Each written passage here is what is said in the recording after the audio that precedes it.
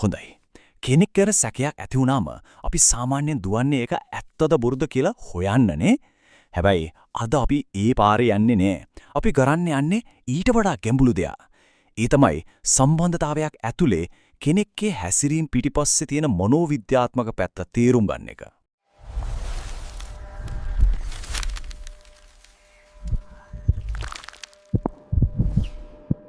ඉතින් ගොඩක් දෙනෙක් අහන ප්‍රශ්නයක් තමයි මේ.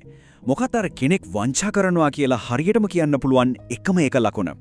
ඇත්තම කිව්වොත් එහෙම එක ලකුණක් හොයන එක හරියට මිරිඟුවක් පස්සේ දුවනවා වගේ වැඩක්. ඒකෙන් වෙන්නේ අපිවම අතරමං වෙන එක විතරයි. මොකද ඇත කතාව ඊට වඩා ගොඩක් සංකීර්ණයි. අපි අවධානය යොමු කරන්න ඕනේ එක සිදුවීමකට නෙවෙයි. වැදගත්ම දේ තමයි කාලයක් තිස්සේ දිගටම සිද්ධ වෙන වෙනස්කම් එකතු වෙලා හැදෙන රටාව අල්ලගන්න එක. හරි. දැන් අපි එනවා මේ මුළු කතාවෙම අත්විවරමට. මේක තමයි හැම දෙයකම පදනම. අපි මේකට කියනවා චර්යාත්මක මූලික පදනම කියලා. මේක හරියට තේරුම් ගත්තේ නැත්නම් ඉස්සරහට කියන කිසිම දෙයක් හරියට අල්ලගන්න බැරි වෙයි. සරලම කිව්වොත් මේ කියන්නේ කෙනෙක්ගේ සාමාන්‍ය හැසිරීම, එයා දවසේ වැඩ කරන විදිහ, කතා බහ කරන විදිහ, එයාගේ පුරුදු, ඒ හැමදේම වෙනසක් තියෙනවද කියලා හොයන්න කලින් අපි මේ සාමාන්‍ය තත්වය මොකක්ද කියලා හරියටම දැනගෙන ඉන්න ඕනේ. ඒක තමයි අපේ මිනුම් දණ්ඩ. මේ බලන්නකො මේ සංසන්දනය කෙනෙක්ගේ සාමාන්‍ය ජීවිතේ හරියට નિયમિત රිද්මයකට යන සින්දුවක් වගේ. හැමදේම පුරෝකතනය කරන්න පුළුවන්. හැබැයි එකපාරටම ඒ රිද්මය කැඩෙනව නම් අන්න එතන තමයි අපි අවධානය යොමු කරන්න ඕනේ. ප්‍රශ්නේ තියෙන්නේ අලුත් ක්‍රියාවක නෙවෙයි අර පුරුදු රටාවෙන් පිටපණින එකේ.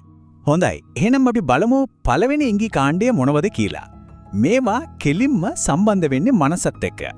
ඒ කියන්නේ කෙනෙක් බොරුවක් හංගගෙන ඉන්නකොට ඒකෙන් එන වරදකාරී හැඟීමත් එක්ක පොරබදිනකොට එයාගේ මොළයට දරන්න වෙන අති විශාල පීඩනයත් එක්ක.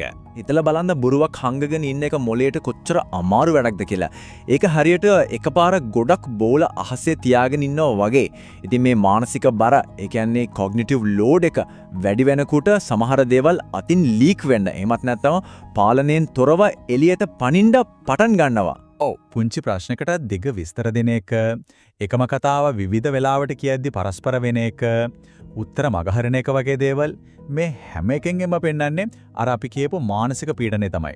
මොළය බොරුවක් පවත්වා ගන්න දරන සටනේ ප්‍රතිඵල තමයි මේ. මේකත් හරිම ප්‍රබල මනෝවිද්‍යාත්මක ආරක්ෂක උපක්‍රමයක්.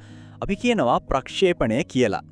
සරලවම කිව්වොත් තමන් කරන වැරද්දට තමන්ගේ හිතේ තියෙන වරදකාරී හැඟීම දරා ගන්න බැරි වුණාම ඒ චෝදනාවම අනිත් කෙනා පිට පටවන එක. ඒකෙන් తాවකාලික සහනයක් ලැබෙනවා. උදාහරණයක් විදිහට කිසිම පදනමක් නැතුව එකපාරටම අනිත් කෙනාගෙන් ඔයා මට වංචා කරනවද කියලා අහන එක. අන්න ඒක අර අපි කියපු ප්‍රක්ෂේපණය ක්‍රියාත්මක වෙන හොඳම අවස්ථාවක් වෙන්න පුළුවන්. හරි. අපි මනසේ ක්‍රීඩා ගැන කතා කළා.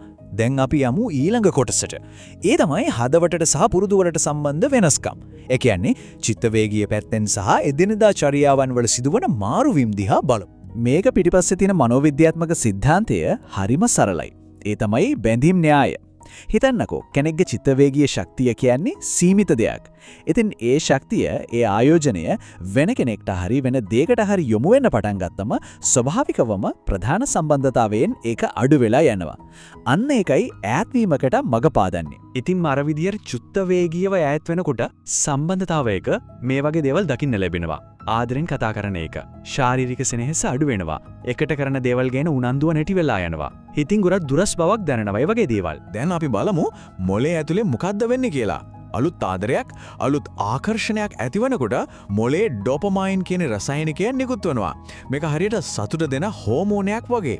ඉතින් මේකෙන් ඇතිවෙන උද්දීපනය හරියට ඇබ්බැහියක් වගේ. ඒ නිසා මනෝභාවයේ සහ අවධානයේ ලොකු වෙනස්කම් දකින්න පුළුවන් වෙනවා. ඉතින් ඔය කියන දේවල් නිසා එදිනෙදා ජීවිතයේ මේ වගේ වෙනස්කම් දකින්න පුළුවන්. එකපාරටම ෆෝන් එකට ලොකු ආරක්ෂාවක් දාන එක, වෙනදාට වඩා බිසි වෙන එක, ඒ වගේම සමීප ඇසුරේ රටාවන් වලත් එකපාරටම පැහැදිලි කරන්න බැරි වෙනස්කම් ඇති වෙන්න පුළුවන්. හරි. අපි දැන් ඉංගි ගොඩක් ගැන කතා කළා. මනසට සම්බන්ධ දේවල්, හදවතට සම්බන්ධ දේවල්. දැන් වෙලාව හරි මේ හැම කෑල්ලක්ම එකට එකතු කරලා ලොකු චිත්‍රය දකින්න. මොකද ආයමත් මතක් කරන්නම් වැදගත්ම දේ තනි සිදුවීමක් නෙවෙයි, මේ හැමදේම එකට එකතු වෙලා හැදෙන රටාවයි. එකපාරක් වෙන දෙයක්. ඒක සාමාන්‍ය දෙයක් වෙන්න පුරුවන්, නැත්නම් අහම්බු සිදුවීමක්.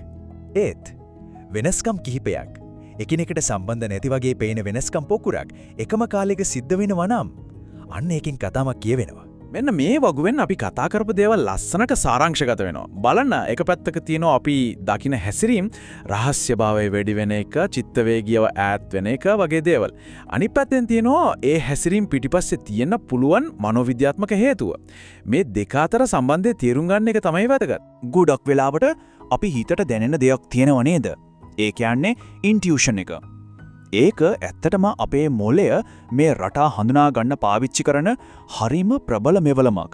හැබැයි ඒ හැඟීම විතරක්ම පදනම් කරගෙන නිගමනවලට එන්න හොඳ නෑ. ඒ හැඟීම ඇසට පේන නිරීක්ෂණය කරන්න පුළුවන් සාක්ෂි වලින්, ඒ කියන්නේ චර්යා රටාවලින් අනිවාර්යෙන්ම තහවුරු වෙන්න ඕන. ඉතින් අවසාන වශයෙන් මෙතනදී අපි අවු හෝ නෑ කියලා සරල උත්තර දෙන්නේ නෑ. ඒ වෙනුවට අපි ගැඹුරින් හිතන්න ඕන ප්‍රශ්නයක් ඉතුරු කරනවා. ඒ තමයි මේ එකතු වෙන රටා මේ ඉඟි පොකුර එකට එකතු වුණාම ඇත්තට මේකේ කියවෙන්නේ මොන වගේ කතාවක්ද?